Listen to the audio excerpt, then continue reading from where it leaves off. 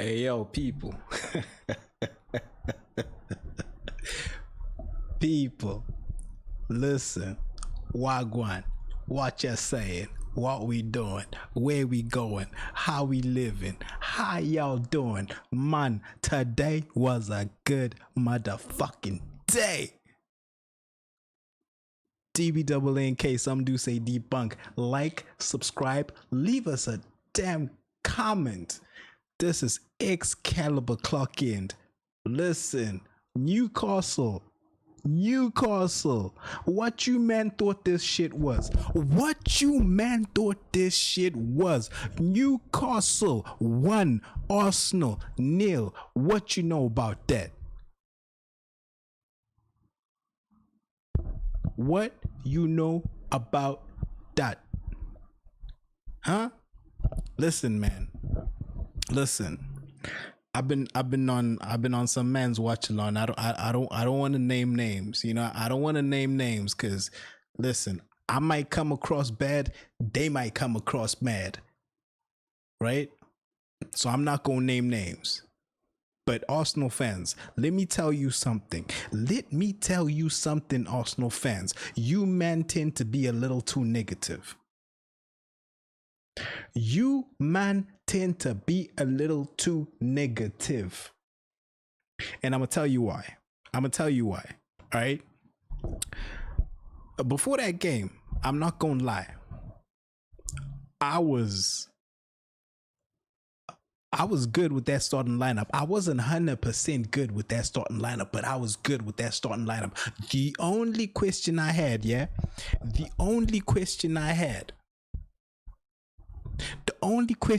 for Mikel Arteta was, why did you start Leandro Trossard on the left and not Martinelli? That's the only question I had.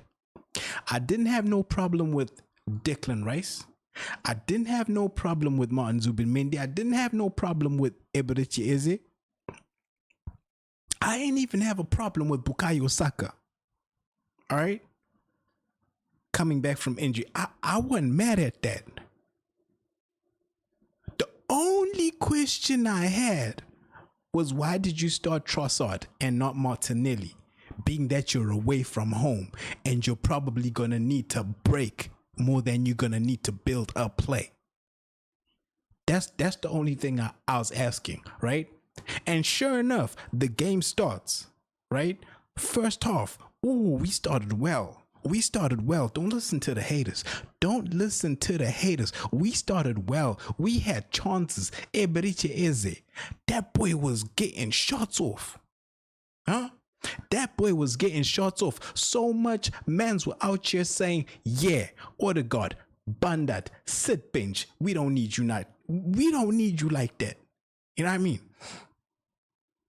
Mans were saying that. Right?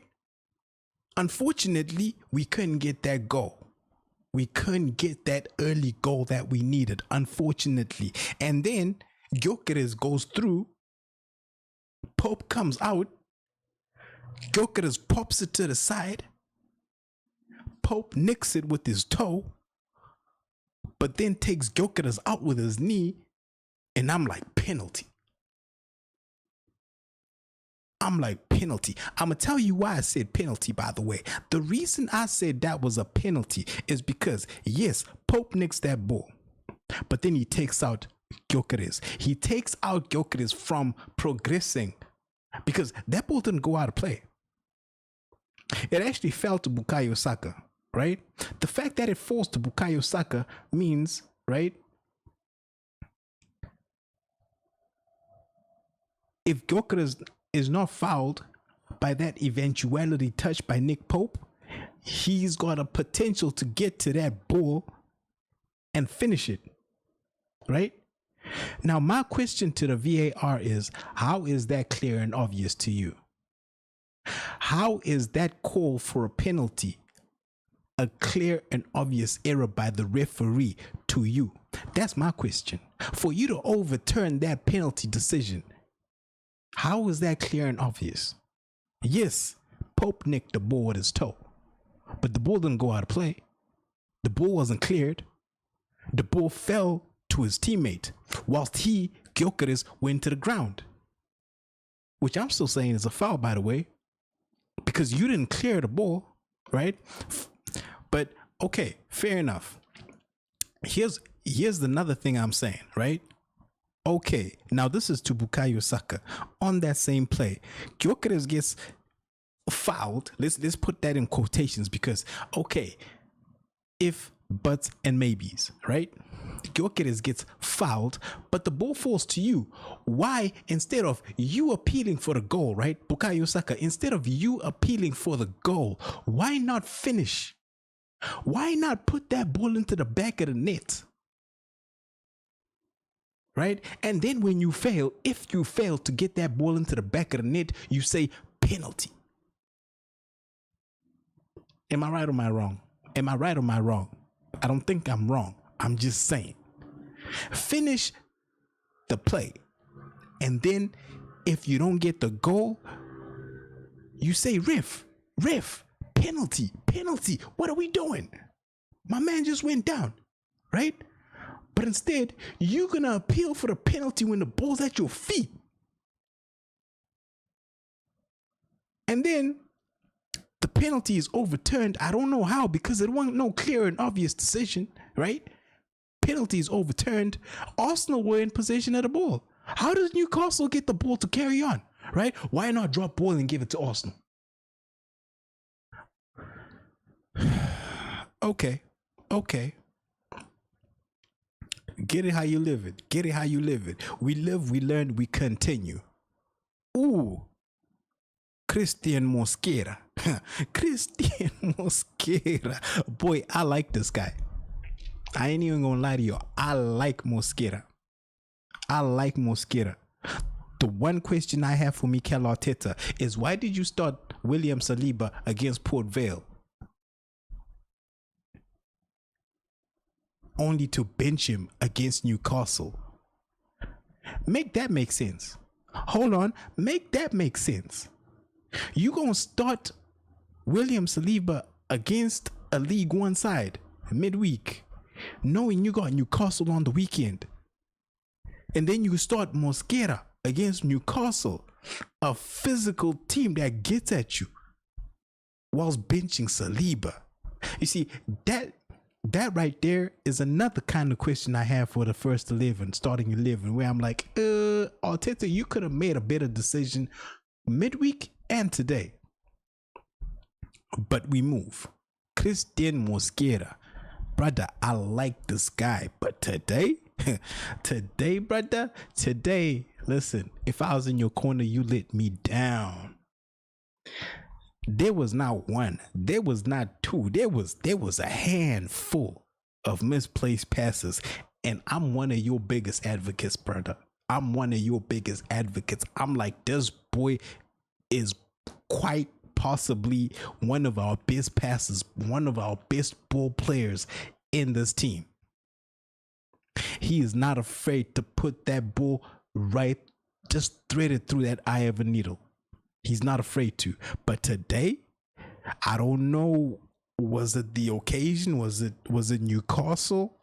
Was it the physicality these players were getting at him? I don't know what it was, but he was off his game.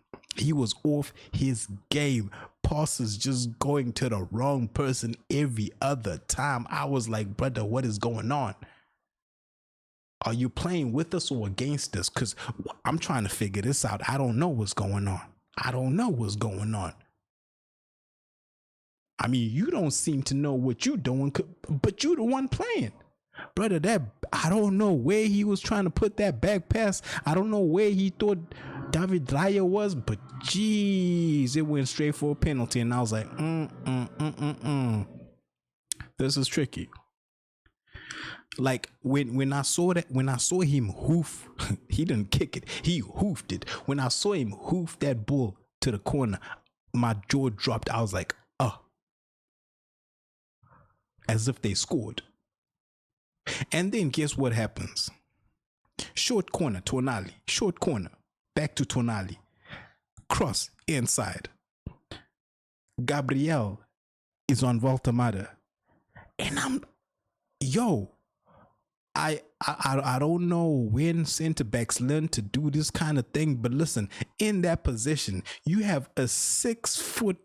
I don't know how tall that brother is, but he is tall. He must be like 6'6". Voltamata. That brother is a long giraffe kind of thing. All right, that brother is a long. All right. And then Gabriel decides, you know what? I just felt something in my back. I'm going to go down. I was like, yo, what are we doing? What are we doing? I mean, Mosquera made a mistake, but Gabriel, you're like our third captain, brother. If it's not Martin Odegaard, it's Bukayo Saka. If it's not Bukayo Saka, it's you. And you the one going down like that? Man puts his pinky on your back and you just gonna flatten out?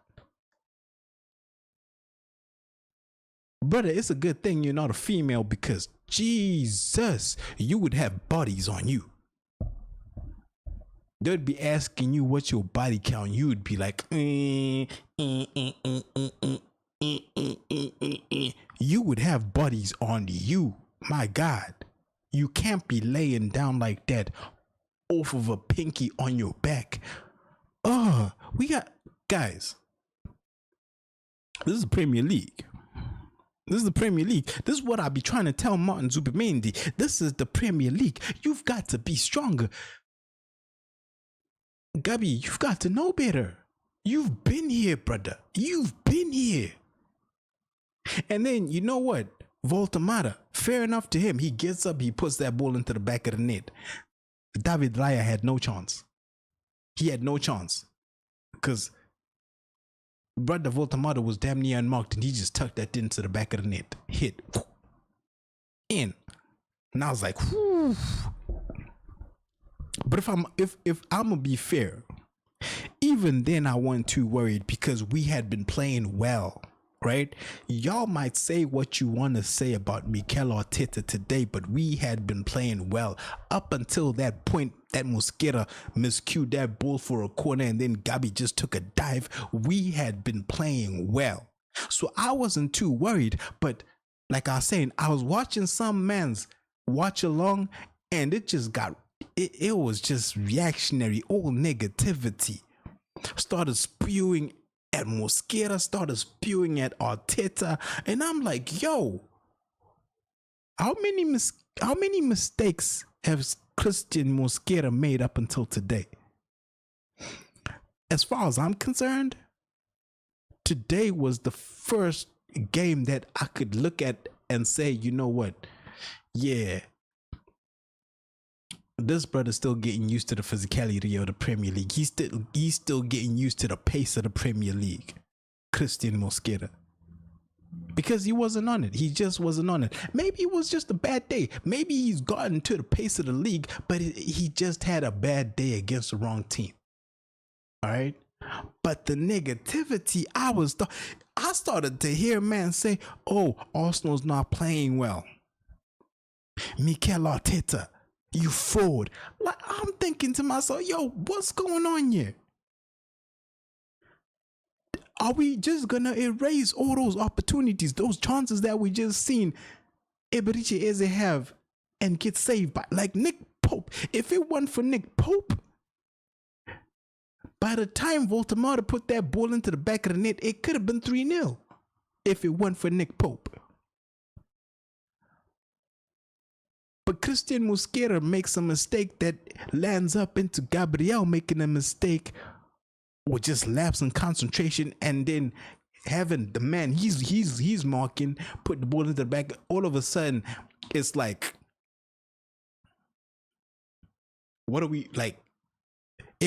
Panic stations, and I'm thinking to myself, yo, I'm gonna tell you one. Like, I think today might have been the first day that I actually tuned out from the watch along that I was watching, because every time I watch Arsenal, I tune into this man's watch along. But today I actually told him, yo, brother, you're being way too negative here. It ain't even that bad. You being way too negative. I shut him down, and For me to shut your watch along down to turn into the TV commentary says something about you. We was down 1-0 and I couldn't take your negativity. We playing well, brother. We getting chances. We just up against an informed goalkeeper. We just up against an informed goalkeeper. Straight up. If it weren't for Nick Pope, we could have been 3-0 up by the time Voltemata put that ball into the back of the net. But man's is going crazy. Oh, Calafiori, this guy's a fraud. What is he doing? And I'm like, what did Calafiori do wrong? Up until the point that he got that yellow card, he really didn't do too much wrong. And I'm like, y'all are going at Calafiori, Arteta. Y'all are, I'm like, what's going on? Are we watching different games? As far as I'm concerned, we playing well. Arsenal's playing well, but you, man, are being so extra. It's like, what are we actually doing?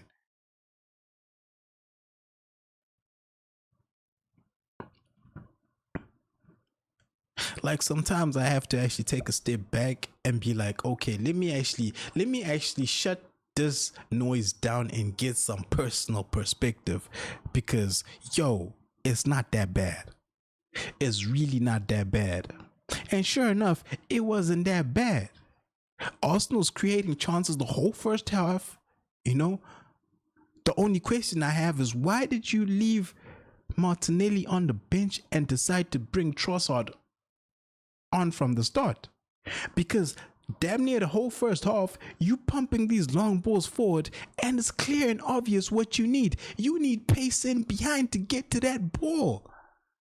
But now you started Trossard. You just got Gyökeres trying to contend with these Dan Burns, Tiaos.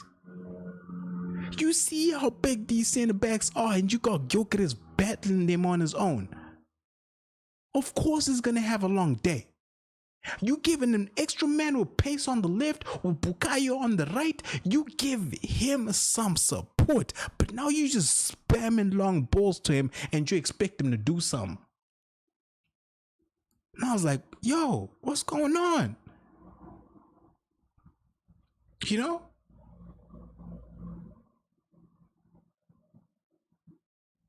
Halftime, Mikel Arteta says, you know what, Christian, I can see you having a bad day. This is not your game today. So I'm going to do what I'm going to do, and I'm going to take you out the firing line, right? I'm going to take you out the firing line. We're going to go again next week, or whenever you get your next start, or whenever you get your next appearance. We're going to go again then, all right? Willow, brother, get in there, right? And I appreciate Mikel Arteta for that, because he had the balls to make that change at halftime. Right? That puts some solidity in that midfield.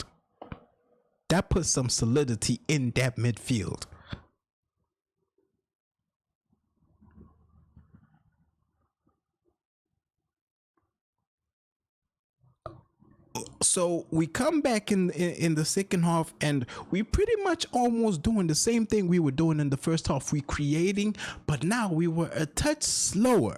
We were actually, in actual fact, a touch slower than we were in the first half. The ball wasn't moving to our front line as quickly as it was in the first half, And then, guess what? Mikel Arteta, again, he has the balls to say, you know what? Martinelli, Mikel Merino, come here. Come here, brother. He had the balls. And guess what happened? Huh? Things start shifting again. Things start like we start creating shit, and short corner, damn near the exact same move that Newcastle did. Short corner, Declan Rice back two, whips it into the middle. Guess who's there? Mikel Merino. Far post. goal. Mikel Merino has the most goals for Arsenal in this calendar year.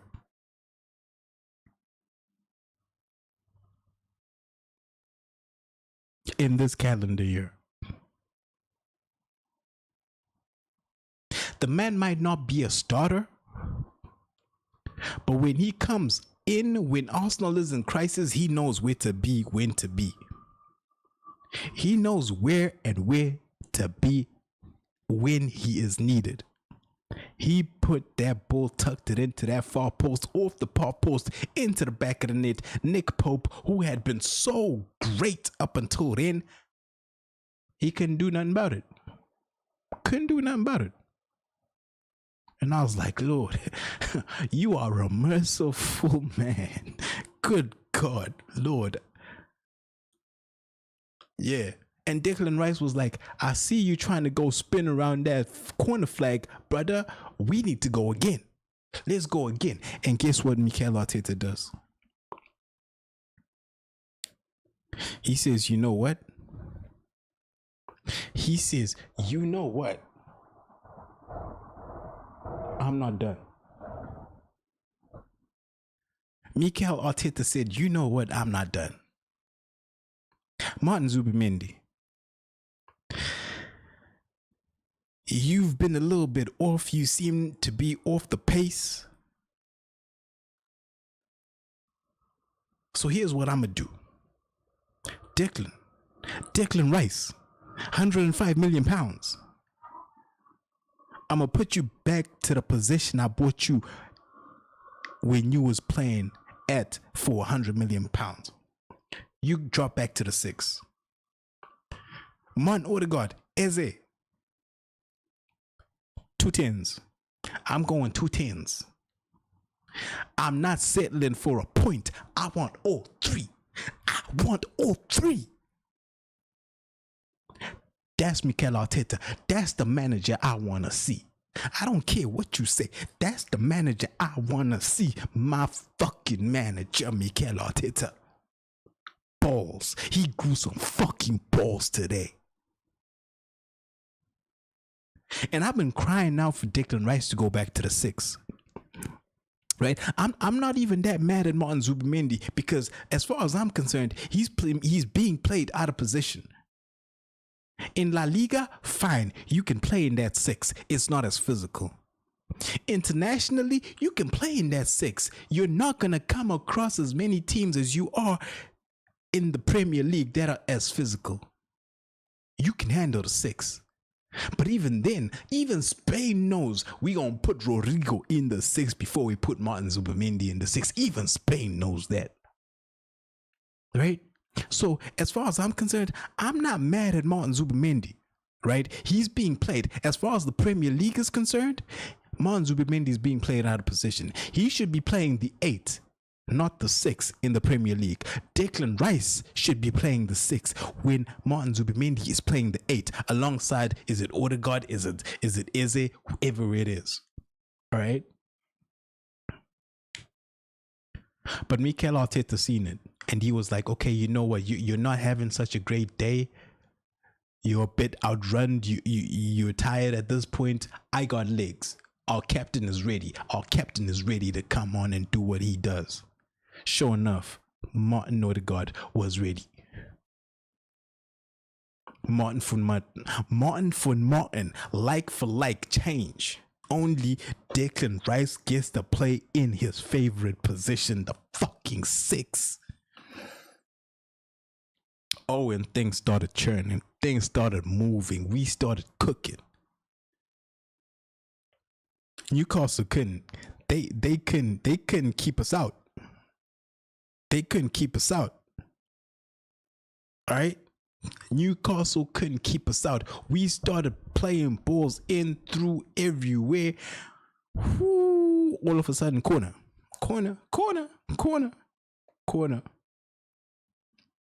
Set piece time. Gabi, big Gabi.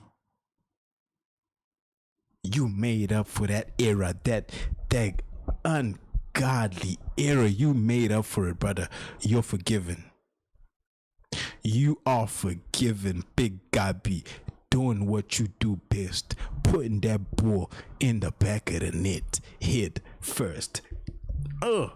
What?